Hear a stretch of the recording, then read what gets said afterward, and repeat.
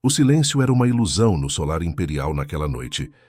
Era o dia 15 de maio, e os salões dourados da antiga mansão no centro histórico do Rio de Janeiro, uma edificação do século XIX, vibravam com a opulência do tradicional baile de gala da primavera. Os gigantescos lustres de cristal refletiam luz sobre os pisos de mármore português, enquanto uma orquestra de câmara entoava valsas clássicas que ressoavam entre as colunas. Gustavo Alencastro, de 35 anos, herdeiro do império financeiro Alencastro Capital, avaliado em 3 bilhões de reais, movia-se entre os convidados com a distância polida que o havia tornado famoso nos círculos da alta finança. Seu smoking de alfaiataria e as abotoaduras de platina, símbolos de sua linhagem, o distinguiam até mesmo entre os magnatas presentes. Mas era o seu olhar, cinzento e sob controle, e seu sorriso que jamais alcançava os olhos, o que mantinha todos a uma distância respeitosa. A noite se desenrolava como sempre. Uma procissão de herdeiras, modelos e filhas de industriais se aproximava de Gustavo, todas na esperança de conquistar uma dança e, por extensão, um lugar em seu patrimônio. Estava Juliana Bittencourt, cujo vestido custava o valor de um carro de luxo. Havia a top model Renata Mendes, exibindo joias avaliadas em R$500 mil, e a senhora de Castro, cuja estudada cortesia escondia cálculos milimétricos sobre alianças financeiras. Uma após a outra, Gustavo as rejeitou a todas com a mesma cortesia fria. Não era por arrogância, mas pela barreira intransponível que ele havia erguido em torno do seu coração após a tragédia de sua juventude. 20 anos atrás, ele havia perdido seu primeiro e único amor, Sofia, a filha da governanta de sua família, em um acidente que ainda o assombrava todas as noites. Sofia havia sido a única mulher a amá-lo pelo que ele realmente era, e não pelo que ele possuía. Eles cresceram juntos no solar, unidos por um amor autêntico que desafiava todas as convenções sociais da família Alencastro. Na noite do acidente, Sofia corria em direção ao solar para a festa de seu 18º aniversário, quando foi atropelada em frente aos portões. Gustavo a encontrou agonizando em seus braços, e as últimas palavras de Sofia foram uma promessa envolta em profecia. Algum dia você encontrará alguém que te amará como eu, mas terá que saber reconhecer o amor verdadeiro, mesmo que ele chegue vestido de forma diferente do que você espera. Desde aquela noite, Gustavo não havia voltado a dançar com mulher alguma. Enquanto a orquestra atacava a enésima valsa e os casais se deslizavam pela pista de mármore, Gustavo se refugiou em sua posição habitual, apoiado na balaustrada da varanda que dava para os jardins iluminados. O que ninguém sabia era que todas as noites, após estes eventos sociais, Gustavo dirigia-se ao cemitério São João Batista para levar orquídeas brancas ao túmulo de Sofia. Era seu ritual de expiação, mas naquela noite, o destino tinha preparado uma surpresa que mudaria tudo. Exatamente às 22h30, enquanto a festa atingia seu ápice e a orquestra entoava o Danúbio Azul, uma figura discreta apareceu na entrada lateral do salão principal. Era Dona Rosa, 52 anos, a chefe do pessoal de serviço do solar há mais de 15 anos. Ela tinha a rígida função de permanecer invisível, mas naquela noite estava acompanhada pela filha. Junto a Dona Rosa, caminhava uma jovem de 24 anos com os longos cabelos escuros presos em um coque impecável, vestindo o uniforme de serviço, vestido preto e avental branco. Era Lívia Sampaio, formada em Belas Artes, que estava ajudando a mãe para conseguir dinheiro extra para sua pós-graduação em restauração de arte antiga. Um sonho acalentado. Lívia possuía algo extraordinário que transcendia seu uniforme. Seu porte era naturalmente elegante, seus movimentos fluidos, e em seus olhos castanhos claros brilhava uma inteligência viva e uma sensibilidade artística que a distinguia de imediato. Quando mãe e filha cruzaram o salão em direção às cozinhas, um silêncio imperceptível pairou sobre os convidados mais atentos. Não era apenas a beleza de Lívia, era uma autenticidade que contrastava fortemente com a artificialidade do ambiente. Gustavo, de sua varanda, notou imediatamente a recém-chegada. Pela primeira vez em 20 anos, Seu olhar se fixou em uma mulher e ele não conseguiu desviá-lo. Não era apenas atração física. Foi como se uma descarga elétrica o tivesse atravessado, despertando emoções que ele acreditava estarem mortas para sempre. Lívia se movia entre os convidados com graça natural, servindo champanhe e canapés com um sorriso genuíno que iluminava seu rosto. Ela não tinha a beleza artificial das herdeiras presentes, mas possuía uma luz interior, que a tornava magnética sem esforço. Gustavo observou como Lívia interagia. Ela era educada, mas não serviu.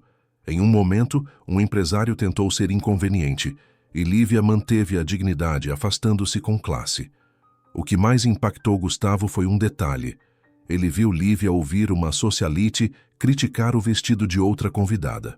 Lívia discretamente aproximou-se da mulher criticada e lhe fez um elogio sincero. Era um gesto pequeno, invisível para a maioria, mas que revelava uma alma nobre. Gustavo percebeu que estava observando alguém que possuía aquela bondade genuína que ele não via desde que Sofia havia morrido. A orquestra estava prestes a começar a valsa mais importante da noite. Todas as damas olhavam para Gustavo, esperando ser escolhidas. Mas Gustavo, pela primeira vez em 2 décadas, dirigiu-se a uma mulher. Seus passos o levavam inexoravelmente em direção a Lívia, que, alheia à atenção, recolhia taças vazias de uma mesa. Quando Gustavo se aproximou de Lívia, todo o salão pareceu prender a respiração. Gustavo a olhou por alguns segundos. De perto, Lívia era ainda mais fascinante. Sua pele tinha o tom bronzeado de quem vive sob o sol carioca. Seus olhos castanhos eram profundos e sinceros. Com uma voz que traía uma emoção que ele não sentia há 20 anos, Gustavo perguntou: "Me concederia esta dança?" O silêncio que se seguiu foi ensurdecedor. Lívia o olhou com incredulidade. Era impossível que Gustavo Alencastro, o homem mais rico e inatingível presente, estivesse pedindo a ela uma camareira para dançar. Os cochichos se espalharam como fogo. "Ele enlouqueceu", sussurrava a marquesa. "Uma empregada", murmurava o barão. "Raço vai estampar todos os jornais amanhã", previu a duquesa. Mas Gustavo não ouvia nada. Seus olhos estavam fixos em Lívia. Ela sabia que aceitar era cruzar uma linha invisível, mas a sinceridade em seu olhar a impediu de recusar. Dona Rosa, que observava a cena de longe, aproximou-se para intervir, mas ao ver o olhar de Gustavo, ela parou. Naqueles olhos, Dona Rosa reconheceu a mesma vulnerabilidade que vira 20 anos antes, quando ele olhava para Sofia. Lívia, após o que pareceu uma eternidade, pousou delicadamente a bandeja. Sua voz era firme ao responder. "Seria uma honra, Sr. Alencastro." Gustavo ofereceu-lhe o braço e juntos seguiram para o centro da pista. Cada passo ressoou no silêncio surreal. A orquestra, após um instante de hesitação, começou a tocar uma valsa lenta. Quando começaram a se mover, aconteceu a mágica. Lívia dançava com uma graça natural e Gustavo, que não dançava havia 20 anos, encontrou o ritmo imediatamente. Enquanto dançavam, o mundo ao redor se desvaneceu. Gustavo olhava nos olhos de Lívia e via a mesma pureza e autenticidade que havia amado em Sofia. Quando a música terminou e eles pararam no centro da pista, o silêncio era total. Em seguida, irrompeu uma salva de palmas respeitosa, como se todos tivessem presenciado um evento de importância histórica. Gustavo acompanhou Lívia até a lateral da pista e beijou-lhe delicadamente a mão. "Obrigado", ele disse. Lívia corou e voltou para as cozinhas, mas antes de sair, seus olhos se encontraram com os de Gustavo através da multidão, numa promessa silenciosa de que aquela não seria a última vez. As 24 horas que se seguiram ao baile foram um verdadeiro tremor de terra na alta sociedade carioca. A notícia de que Gustavo Alencastro havia dançado com uma camareira se espalhou pelos salões e condomínios fechados do Rio de Janeiro como fogo. Os jornais do dia seguinte estamparam manchetes sensacionalistas. "O milionário e a Cinderela. Escândalo no Solar Imperial", titulava o Jornal do Brasil. "Gustavo Alencastro. Baile com funcionária causa choque na elite", proclamava a Folha de São Paulo. "Ricardo, Sentado em sua cobertura na Avenida Vieira Souto, no Leblon, lia os jornais com uma mistura de tédio e uma determinação recém-descoberta.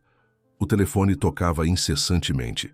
A ligação que mais o atingiu foi a de seu tio Eduardo, o único parente próximo e sócio minoritário da Alencastro Capital.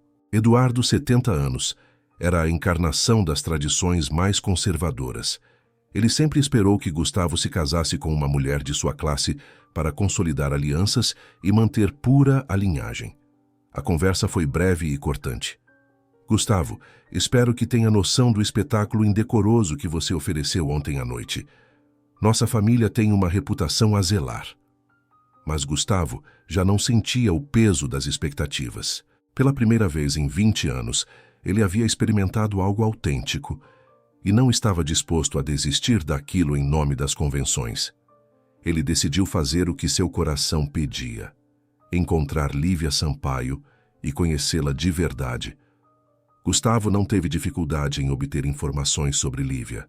Ela morava com a mãe, Dona Rosa, em um bairro modesto da Zona Norte. Havia se formado em belas artes com honras, trabalhando à noite para pagar os estudos, e sonhava com a pós-graduação em restauração de arte sacra. Era uma garota de valores sólidos, criada por uma mãe solteira que havia sacrificado tudo para garantir sua educação. Gustavo decidiu ir à casa dela sem aviso. Quando tocou a campainha do pequeno apartamento, foi Dona Rosa quem abriu a porta. Ela o reconheceu de imediato e sua expressão se tornou de cautelosa preocupação. Senhor Alencastro, se o senhor veio por problemas relacionados à noite de ontem... Eu vim porque eu gostaria de conhecer melhor a sua filha, interrompeu Gustavo com uma sinceridade desarmante. Não por curiosidade ou capricho, mas porque ontem à noite eu senti algo que não sentia há muito tempo. Dona Rosa o olhou nos olhos e viu a mesma vulnerabilidade que havia notado no baile. Em Gustavo ela via dor, solidão, mas também uma sinceridade que a tranquilizou. Lívia apareceu por trás da mãe, vestida com jeans simples e uma camiseta branca, o cabelo solto sobre os ombros. Sem a maquiagem e o uniforme, ela era ainda mais bonita, com aquela beleza natural que dispensa adornos. Eu li os jornais, disse Lívia com voz firme. Sinto muito se a nossa dança lhe causou problemas. Gustavo sorriu pela primeira vez em 20 anos, com genuína felicidade. Os únicos problemas que você me causou são os que derivam de não conseguir parar de pensar em você. A conversa que se seguiu durou 3 horas. Gustavo e Lívia falaram de arte, de sonhos, de vida. Ele descobriu que ela pintava nas horas vagas, amava música clássica brasileira e sonhava em restaurar os painéis da Igreja da Candelária. Lívia descobriu que Gustavo, por trás da fachada do empresário impenetrável, era um homem culto, sensível, que conhecia a história da arte melhor que muitos professores universitários. Quando Gustavo se despediu, ambos sabiam que algo profundo havia nascido entre eles, mas também que o mundo inteiro remaria contra a história de amor. Nos dias seguintes, Gustavo e Lívia começaram a se encontrar regularmente, sempre longe dos holofotes e dos lugares frequentados pela alta sociedade. Encontravam-se em pequenos cafés da Lapa, passeavam pelo Parque Lage, visitavam museus em horários de menor movimento. Cada encontro consolidava o que ambos haviam intuído. Eles eram feitos um para o outro. Gustavo redescobria, através dos olhos de Lívia, a beleza das coisas simples, o prazer de uma conversa autêntica, a alegria de compartilhar paixões intelectuais sem segundas intenções. Lívia via em Gustavo não um milionário inalcançável, mas um homem ferido que precisava redescobrir a capacidade de amar e ser amado. A relação, no entanto, enfrentou pressões crescentes. A alta sociedade carioca desencadeou uma campanha sutil, mas implacável contra Lívia. Nos salões, circulavam fofocas venenosas. Ela era uma caçadora de fortunas, havia planejado tudo. As pressões econômicas foram ainda mais diretas. Dona Rosa foi dispensada da limpeza da casa de alguns clientes históricos, oficialmente por redimensionamento de pessoal, mas, na verdade, porque as famílias não queriam ser associadas à mãe da mulher que estava arruinando Gustavo Alencastro. Lívia teve sua candidatura à pós-graduação negada, sem explicações oficiais. com a clara sensação de que seu nome havia se tornado incômodo. Gustavo percebeu o que estava acontecendo e sua reação foi imediata e decisiva. Ele usou sua influência para proteger Lívia e sua mãe, mas, acima de tudo, tomou uma decisão que chocou o mundo financeiro brasileiro. Anunciou publicamente seu relacionamento com Lívia através de uma entrevista exclusiva ao Jornal do Brasil. A entrevista foi uma obra-prima de sinceridade e dignidade. Gustavo contou sua solidão de 20 anos, a incapacidade de encontrar amor autêntico e como Lívia lhe havia devolvido a capacidade de experimentar emoções genuínas. Ele não pediu desculpas por suas escolhas. O amor verdadeiro não conhece classe social, disse na entrevista. Lívia me ensinou que a riqueza do coração vale mais que qualquer patrimônio financeiro. A reação foi explosiva. A metade da alta sociedade o condenou. A outra metade o admirou. O público em geral, no entanto, transformou Gustavo e Lívia em símbolos de um amor que transcende as barreiras. O ponto de inflexão final veio quando Gustavo decidiu dar o passo definitivo. 6 meses depois daquela fatídica noite de baile, ele organizou o que se tornaria o evento social mais comentado do ano. Um segundo baile beneficente no Solar Imperial, com um objetivo preciso que manteve em segredo até o último momento.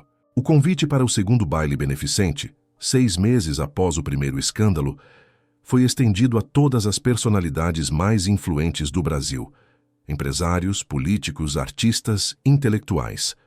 Mas desta vez, junto aos nomes da elite econômica, apareceram também os de pessoas comuns que haviam se distinguido por méritos sociais, artísticos ou culturais. Gustavo queria que o mundo visse que o valor de uma pessoa não se media pela conta bancária. Na noite do baile, o Solar Imperial estava ainda mais esplêndido do que o habitual. Os jardins estavam iluminados por milhares de lâmpadas que criavam uma atmosfera de conto de fadas. A orquestra havia sido substituída por um conjunto de músicos de fama internacional, e cada detalhe era perfeição. Gustavo chegou sozinho, elegantíssimo em seu smoking, mas com uma expressão serena e decidida. Os convidados o observavam com curiosidade, perguntando-se o que ele tinha em mente e se Lívia apareceria. A resposta chegou às 22 horas em ponto, quando as portas do salão principal se abriram e Lívia fez sua entrada. Mas desta vez, ela não usava o uniforme de camareira. Vestia um deslumbrante vestido de veludo azul marinho, desenhado especialmente para ela por um estilista emergente, que realçava sua beleza natural, sem ostentação. Seu cabelo estava preso em um coque elegante, adornado com uma tiara de diamantes, que havia pertencido à atriz-avó de Gustavo. O silêncio que caiu sobre o salão foi diferente do de 6 meses antes. Já não era choque ou escândalo, mas admiração genuína. Lívia movia-se com a graça de uma princesa, mas com a simplicidade de quem nunca havia esquecido suas origens. Gustavo foi ao seu encontro no meio do salão e lhe ofereceu o braço. Desta vez, quando se dirigiram à pista de dança, não houve murmúrios de desaprovação, mas uma salva de palmas respeitosa que cresceu em intensidade até se tornar uma ovação. Quando começaram a dançar, a magia se repetiu. Gustavo e Lívia moviam-se como se tivessem sido criados para dançar juntos em perfeita harmonia. Ao redor deles, outros casais se uniram à dança, criando um quadro de elegância e beleza que ninguém presente esqueceria jamais. Mas o momento mais emocionante e o grande plot twist do capítulo chegou quando a música parou. Gustavo, diante de todos os convidados, ajoelhou-se no centro da pista, tirando uma aliança de noivado que pertencia à família Alencastro há 5 gerações. As palavras que proferiu ressoaram claras em todo o salão. Lívia, você conseguiu devolver a luz à minha vida quando eu pensava que ela estava perdida para sempre. Você curou uma ferida que estava aberta há 20 anos. O amor verdadeiro não chegou vestido de seda, chegou em um uniforme de trabalho, e é o mais belo e puro que eu conheci. Você quer se casar comigo e construir o nosso próprio legado, baseado na verdade e no coração? A resposta de Lívia foi um sim pronunciado com voz firme e olhos brilhando de emoção. O aplauso que irrompeu foi estrondoso e genuíno. Até os mais céticos se renderam diante da força de um amor tão autêntico. O casamento foi celebrado 3 meses depois na capela do Solar Imperial, com uma cerimônia que misturava a tradição aristocrática com a simplicidade genuína. Lívia usou o vestido de noiva que pertencera à mãe de Gustavo, enriquecido com detalhes que refletiam sua personalidade artística. Após o casamento, Gustavo e Lívia fundaram juntos a Fundação Sofia, em memória do primeiro amor de Gustavo, dedicada ao apoio de jovens artistas e restauradores de arte provenientes de famílias de baixa renda. Lívia se tornou curadora de importantes exposições de arte, realizando seu sonho de trabalhar na restauração e conservação artística. A história de amor deles se tornou lenda, citada como exemplo de como a autenticidade dos sentimentos pode superar qualquer barreira social. Gustavo havia aprendido que o amor verdadeiro não se encontra nos salões da alta sociedade, mas no coração de pessoas que sabem ver além das aparências. 5 anos depois, a Alencastro Capital continuava sendo o império financeiro que era, mas sob a liderança de Gustavo, havia adquirido um novo foco. Grande parte de seus lucros agora era destinada a projetos sociais e à restauração do patrimônio histórico do Rio de Janeiro, uma paixão que ele compartilhava com Lívia. Sofia Sampaio Alencastro, a filha do casal, de 3 anos de idade, batizada em homenagem ao primeiro amor de Gustavo, enchia o Solar Imperial com risadas. A menina tinha os olhos escuros do pai e a testa inteligente da mãe. O Solar não havia perdido sua opulência, mas agora era, acima de tudo, um lar. Havia cantos cheios de brinquedos e livros infantis, e os planos de restauração de Lívia adornavam uma parede no escritório de Gustavo, ao lado dos gráficos financeiros. Lívia, sentada na antiga biblioteca do palácio, supervisionava os planos de restauro de uma igreja histórica, enquanto Gustavo voltava de uma reunião da fundação. Já a harmonia entre eles era palpável. Era a paz que Gustavo havia buscado durante 20 anos. A Marquesa de Petrópolis mandou um cheque considerável para a Fundação Sofia, comentou Gustavo, sentando-se ao lado dela. Parece que a alta sociedade, finalmente, compreendeu o valor do nosso legado. Lívia sorriu, pondo a mão sobre a dele. Não é o valor do legado, Gustavo. É o valor da autenticidade. Eles nos desafiaram a ser falsos e nós escolhemos ser reais. Isso é o que eles admiram. Gustavo inclinou-se e a beijou. Você sempre me ensina a melhor lição. E você me ensina que não há barreira que o amor não possa derrubar, respondeu ela. Sabe, quando dançamos aquela primeira vez, eu sabia que ia nos custar tudo, mas pela primeira vez eu não tive medo. Eu tive, confessou Gustavo. Tive medo de perder a luz novamente, mas a profecia de Sofia sempre foi clara. O amor verdadeiro chega vestido diferente. Esse foi o último plot twist da história. Gustavo não apenas se casou com a mulher que amava, ele cumpriu a profecia de seu primeiro amor, libertando seu coração do luto. A cada ano, no aniversário daquele baile que mudou suas vidas, Gustavo e Lívia organizavam um jantar íntimo no Solar Imperial. Na noite do aniversário, Gustavo tomou Lívia pela mão e juntos se dirigiram à pista de dança do grande salão. Já não havia 300 convidados, apenas eles dois. A orquestra era agora um gramofone tocando uma valsa antiga. Enquanto dançavam lentamente, Gustavo a olhou e sussurrou: Eu não vou me cansar de lembrar o mundo que o amor autêntico é a única riqueza que não pode ser comprada. E eu não vou me cansar de agradecer por você ter me visto, apesar do uniforme, respondeu Lívia. Quando a valsa terminou, Gustavo e Lívia se abraçaram no centro da pista, sob a luz dos lustres de cristal.